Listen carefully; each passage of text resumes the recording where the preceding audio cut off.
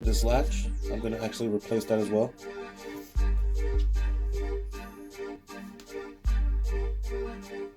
There's just 2 screws on it. These are T15 screws, so Torx 15. So first, take a look at the orientation of the lock. The top is flat, the bottom has an angle, so that it can slide into the latch. Take your Torx 15 screw.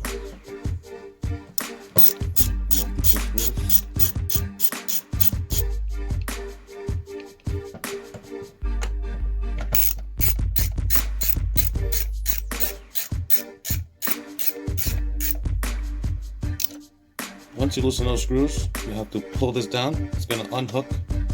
That's what the latch looks like on the back side.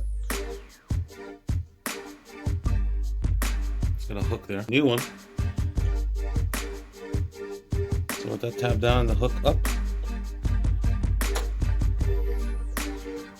push the bottom in. You're going to get that screw in there. And get the top. Push it in, and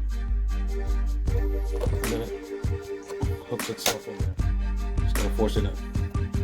This is a little floaty so that it could always catch the door. What you do is you just hook it in there, you put the screws back.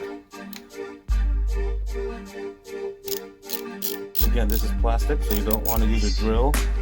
You don't want to over tighten these screws. Just go until there's a little bit of resistance.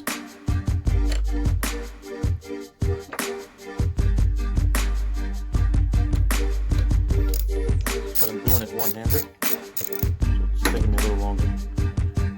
So now, just kind of tighten it until you get some resistance and you're done. Usually center it. Now I'm going to test out the machine.